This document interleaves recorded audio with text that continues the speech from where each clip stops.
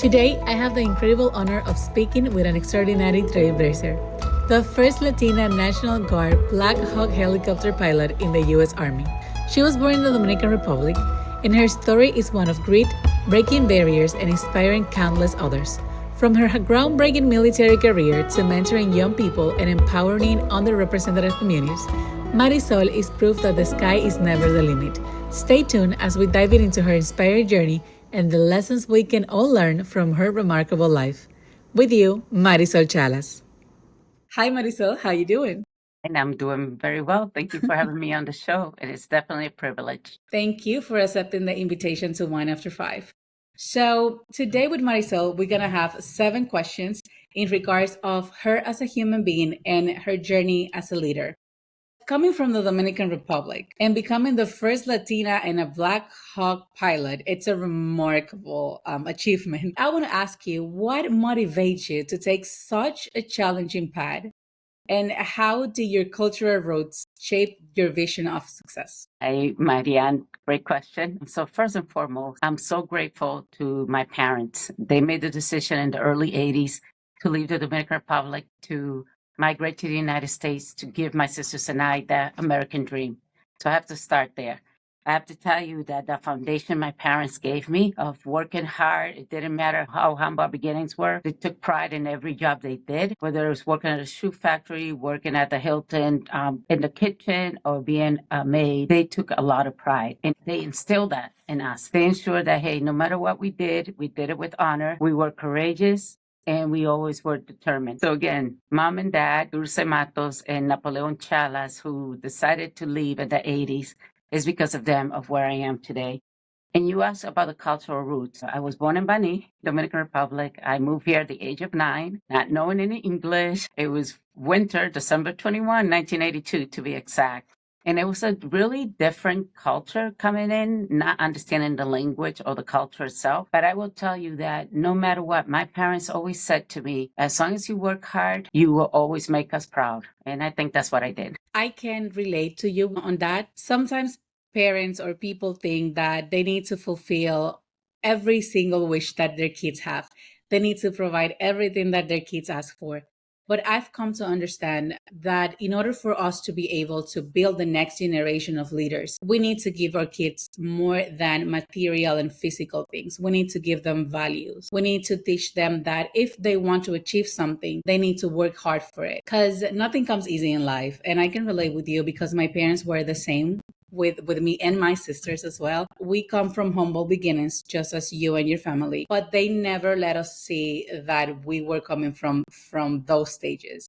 Like they always make us feel that we had the same opportunities of anyone else. It doesn't matter if someone was poorer than us, richer than us, more capable than us in any scenario. They always made us feel that we have same or equal opportunities as of them. And that takes me to having different backgrounds and depending on the way in which your parents raise you. Leadership can mean something for you and something totally different from someone else. So as we talk here in One After Five about the leadership journey, I want to know, like in your experience leading high performance team, how will you define what an effective leadership looks like? So first and foremost, I think you have to have what is best for the organization in mind. And as long as your heart, your brain, and your intentions do what's best for the organization and your team, I think you can have a winning team. I will add some keywords that I live by as I lead many. I just left being a garrison commander in Camp Parks, California, where I was in charge of the entire installation with diverse employees, civilian, military, spouses, veterans, etc. And now here where I'm at the Army Reserve Aviation Command, which is the headquarters for all Army Reserve Aviation. And I will tell you that what I've learned from my experience, and I do want to go back to what you said earlier about, the sacrifices your parents. One thing that I do want to add is it's okay for us to fail. It's okay because as human, we will fail. What is not okay is for that fear to hold us back or for us to give up because we failed once. So I just want to add that to your first question. But on to this one, what leadership is to me. Leadership is being empathetic. It is being vulnerable. It is learning to say sorry when you're wrong. You'll be surprised how much your subordinates or your peers really don't expect you to say sorry when you're wrong. I'm big on understanding the differences. Like you said, leadership means a lot of things to someone. Leadership Maybe somebody's showing up, working 12 hours a day. The other one is someone doing something for somebody else. So to me, it's very important to understand differences in what drives our peers, employer, even our customers. And then personalities do matter, right? I may be coming to work acting like I'm really happy. Somebody may be like, well, she's not taking her job serious. No, if I'm going to spend this much time at work, I at least want to be happy and enjoy while I'm here. So know how your team operates, know the personalities. And I think setting ownership, that is how you build a great team and how you lead.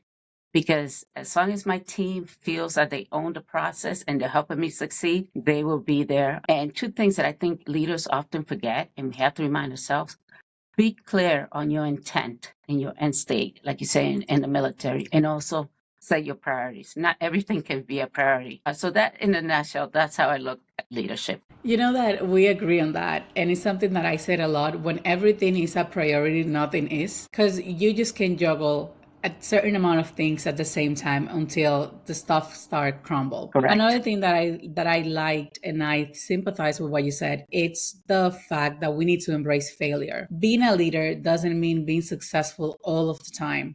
It also requires a certain level of humility. When you fail and you're able to recognize that you're failing, when you maybe let your emotions get into you and treat wrongly someone else, some of your peers, someone below you, someone above you, being humble enough to come and ask for forgiveness and say sorry to that person because you know that you made a mistake, it speaks volumes about you and it encourages others to be more like you as a leader instead of being a dictatorial person or a boss as someone else that just make a mistake or disrespect someone else and they just keep moving forward as if nothing happened. I wish life was that easy, but it is not. And we need to be able to recognize when we fail and when we make mistakes. Taking into consideration also, Marisol, all of the other values a well-rounded leader should have. In your experiences in the Army, you have been leading and doing successfully so operations in diverse regions of the world. I want to ask you as a third question for this podcast. What were some of the unique challenges that you can share with us that you encountered during those operations? And how did you adapt your leadership styles to each one of those settings? Yes. So yes, I have worked in Asia. I've worked in Europe. I've worked in the Middle East, and again, all different culture. We embrace them, but I think having cultural awareness is where it begins, right? I know that when I went to Saudi Arabia, I had to respect their laws, which means covering my hair, covering my face, and that's okay because I'm visiting the country. When I worked in Japan as a nuclear engineer, I worked the night shift because the culture didn't really accept a female to be in charge of the team during the day. And you know what? It's okay. We met the intention, we met the mission. I still was able to contribute, and that was great. I will say, though, that you have to respect people's culture, but that doesn't mean you sell your soul, right? We still have a personal beliefs, personal religion, and I think we just have to try to learn and find a middle ground. And sometimes, like I said, even though I'm smiling, sometimes I have to be strong, be out there and say, hey, I'm in charge of this mission. You will listen. So, but again, having the sensitivity to understand different cultures, I think that really helps set the tone for successful interaction, whether I was working in Asia, Middle East, or even Mexico and Spain, and definitely in the military. You mentioned how, I will not say hard, but how complex the world may look when you are in a different country and how you need to adapt to those scenarios. I want to congratulate you and support something that you said because it speaks strong to my core values. And it's the fact that because you're respectful to someone else's culture, because you're willing to adapt in order to make peace, in order to be respectful, in order to understand your role within an organization, regardless of the business culture there, you cannot compromise your core values. One thing is being respectful, and the other thing is allowing that culture to change you in a negative way. It's to sell your soul in order to be part of the puzzle that forms that particular organization, because at the moment in which you sell your soul, the moment in which you push your boundaries and you start accepting things that you're not supposed to, you're betraying yourself. And that's when you start losing yourself as a leader and becoming a follower of someone else. A few things. Yes, unfortunately, being a Latina, the first one graduated from college, when I was hired by General Electric as a nuclear engineer, I did have a gentleman who often told me that he didn't, when I had an opinion, he wasn't quick to accept it.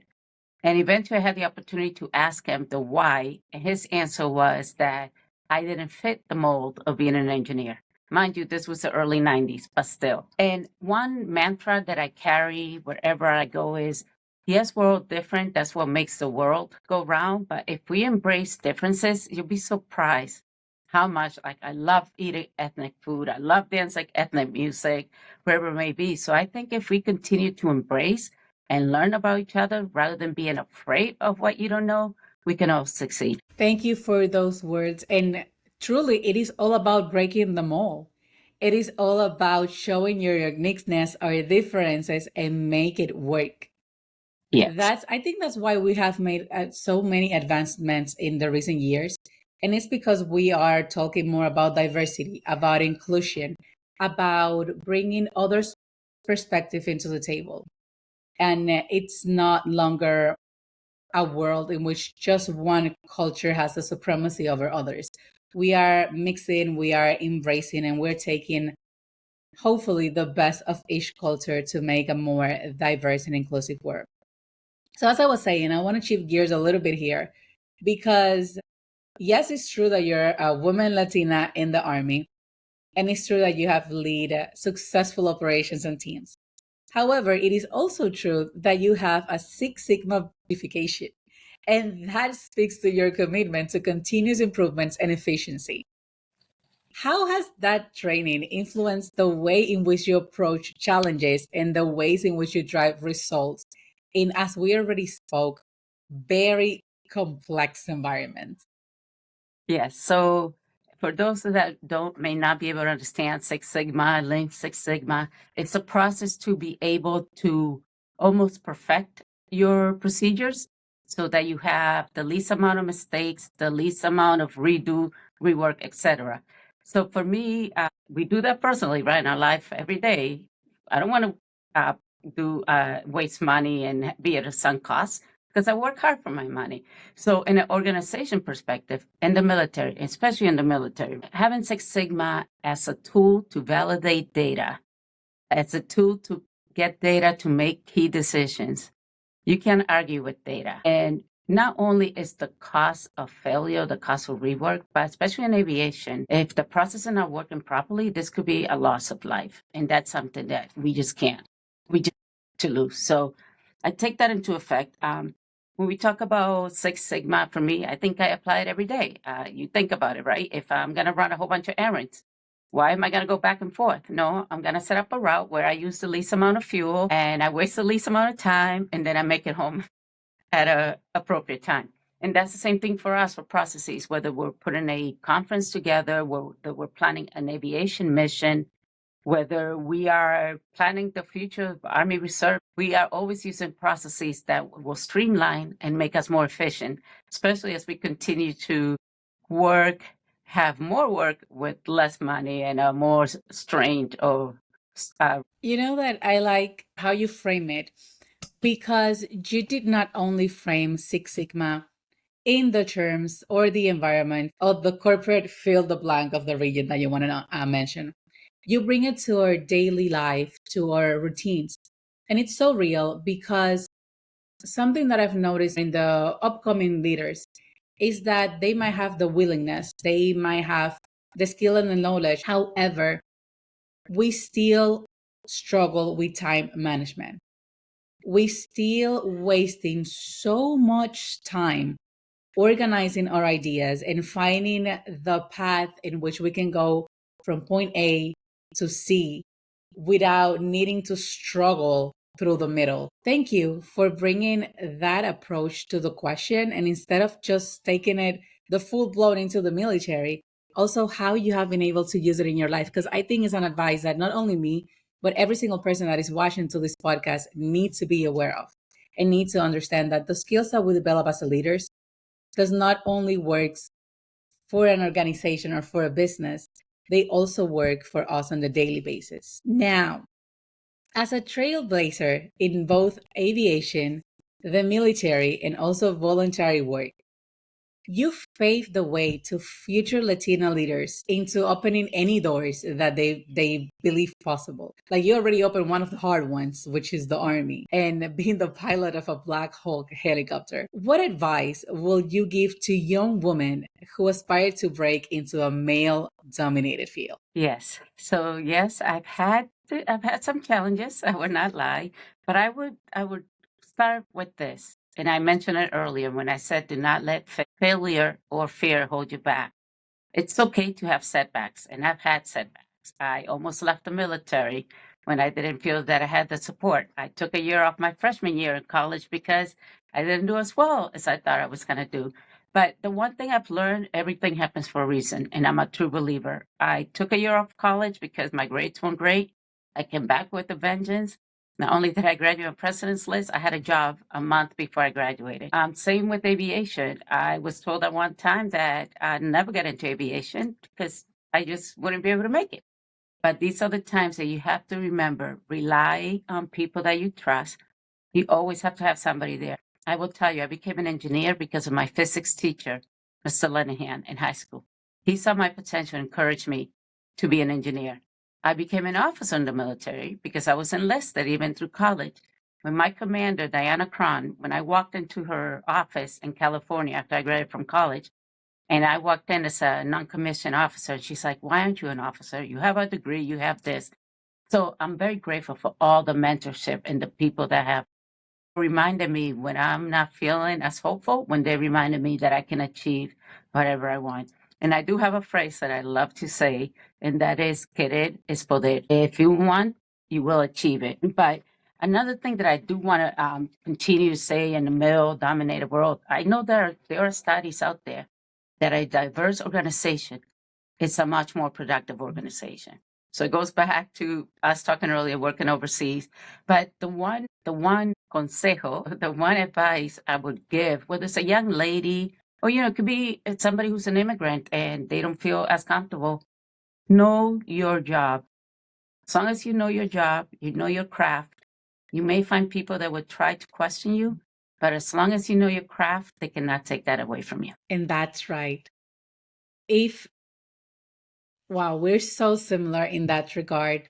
I keep seeing that this point of connection between your leadership styles and mine. I believe that nobody knows your craft better than you do. So if no one know what you do better than you, why should you feel intimidated when you need to explain your craft? When you need to explain the reasoning behind a decision that you made?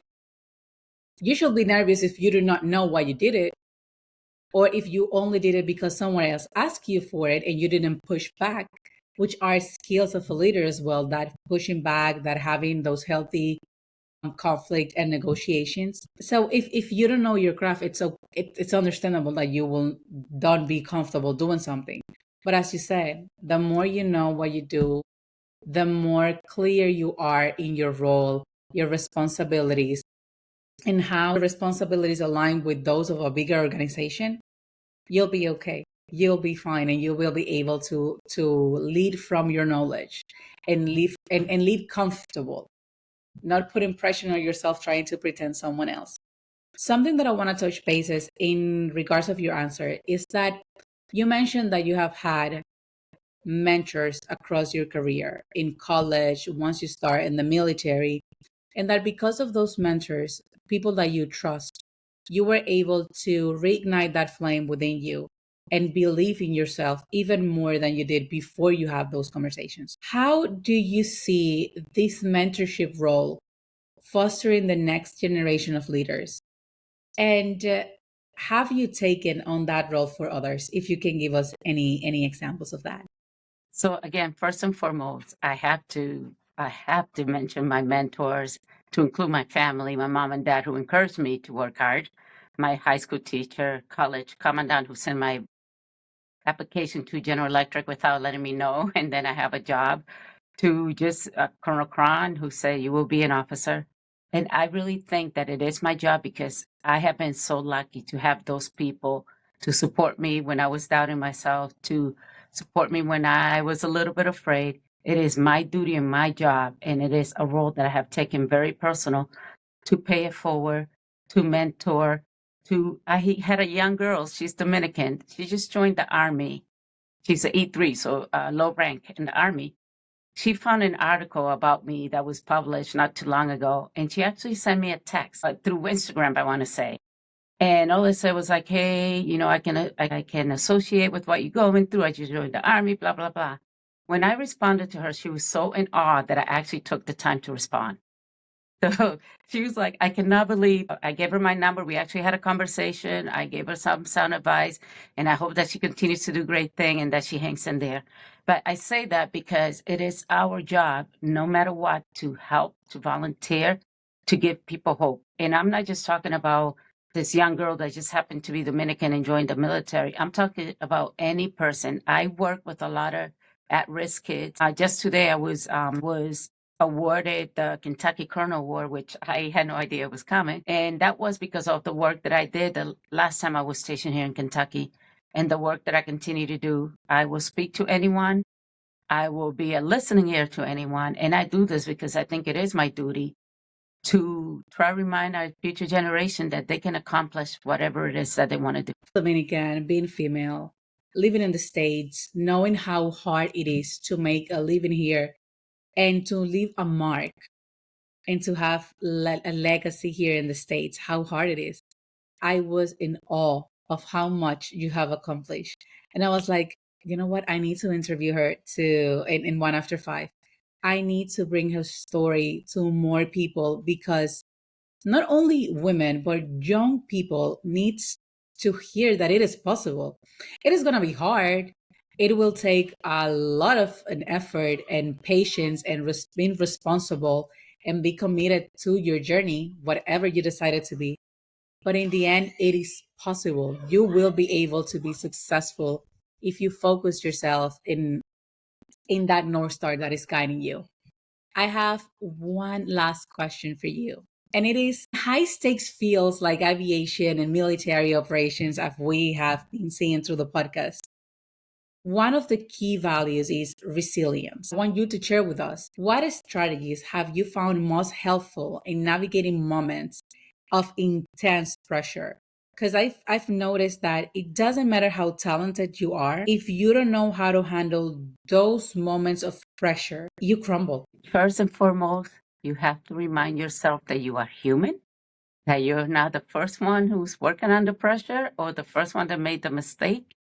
You have to learn to fall down, pick yourself up, wipe yourself off, and keep trucking, right? Don't get me wrong. I maybe stream, but I do go home and I have my cries. I don't like to cry because when I start, I can't stop. So I don't really allow that. But in all seriousness, being resilient is being able to remind yourself that you are human.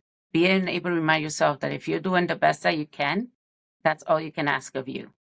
I have some notes down because this to me is so important because a lot of people, especially during COVID, sadly, even I lost a sister to suicide during COVID. And I'm sure the loneliness might have played a role. I'm not a doctor, but I would say we always have to remind ourselves that as bad as it is right now, tomorrow it's going to be a better day.